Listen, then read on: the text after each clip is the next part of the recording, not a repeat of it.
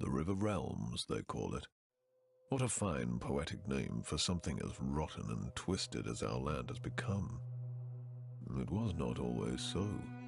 Long ago, the old empire, the noblest and most enduring society created by humankind, spanned almost the entire continent of Zerine, the cradle of man.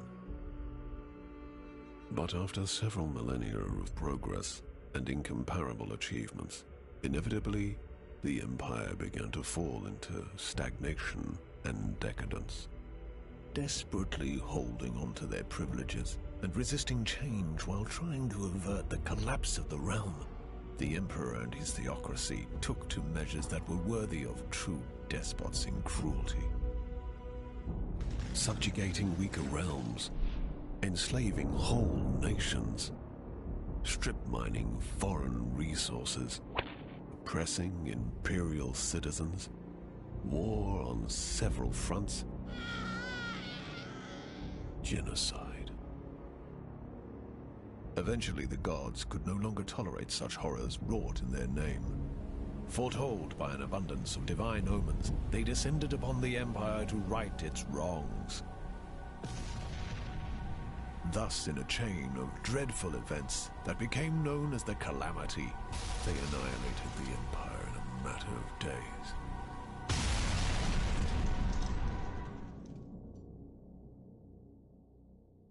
The gods then finally saw what they had done in their anger and confusion. It is said that so much grief and shame filled them that they were broken and they left this reality, never to return. The continent and its inhabitants seemed dead, but at length survivors began to crawl out of their hiding holes and faced a land that no longer welcomed them. Arcane anomalies, the fallout of the Calamity, now riddled the continent, and people realized that they had to share their new home with changed and twisted creatures. Terrible beings entered through the cracks in the tapestry of reality, arose to rule over the natives. In time, these new powers rebuilt the fallen empire in their own image, and the River Realms, now godless and vengeful, reincarnated from the ashes. The inhabitants of the land, such as I, now eke out a living under the crushing rule of the new empire. The continent itself constantly resists our every attempt at building a cozy home for ourselves. As travel is dangerous, many ventures specialize in transferring cargo and passengers over bleak and deadly leagues of land. Others try to take everything of value from said travelers, or attempt to find buried treasures among the ruins of the old empire. The leaders of the endeavors are, some say, the bravest men and women of the River Realms. Such a leader is called a Vagrus.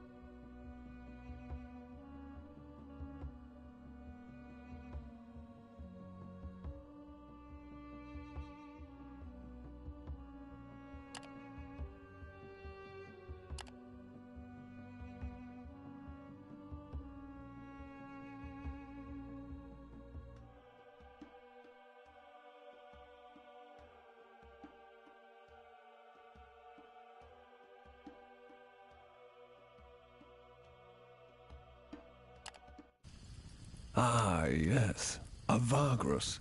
What a profession.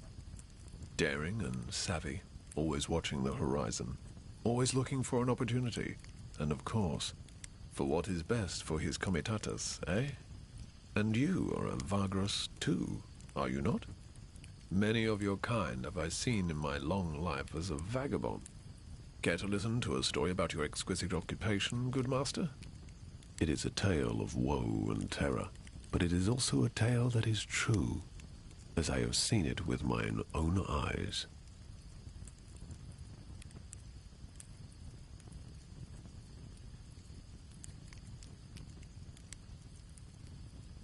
Wise you are, good master. My tale is of a Vagrus, such as yourself, but one whose fate was cursed and wrought with ill fortune. It all happened a long time ago. 10 years, maybe more.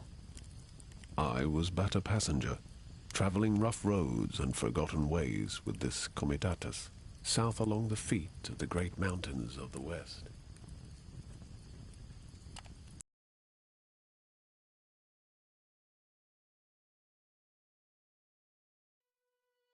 This comitatus I speak of had fallen under hard times. Perhaps it was due to imperial harassment or unfortunate decisions, or simply bad luck. Irafrons, saint of roads, does not always smile on us mere mortals. But however it came to pass, their coin was drying up, and their opportunities seemed few and far between. One of the last chances their Vagrus saw was to travel to the remote town of Scrapheap and spend their remaining funds to stock up on cheap scrap metal. This metal could be sold for great profit over in the east and south. It wasn't a bad plan, truly, but it was not without risks either.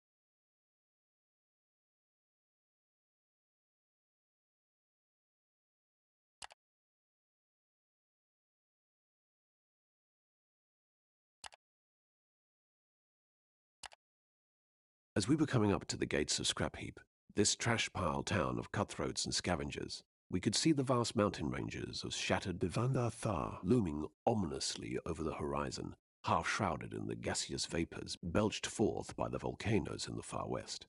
My companions prepared to do their business in town as fast as they could, not wishing to tarry in this notorious place.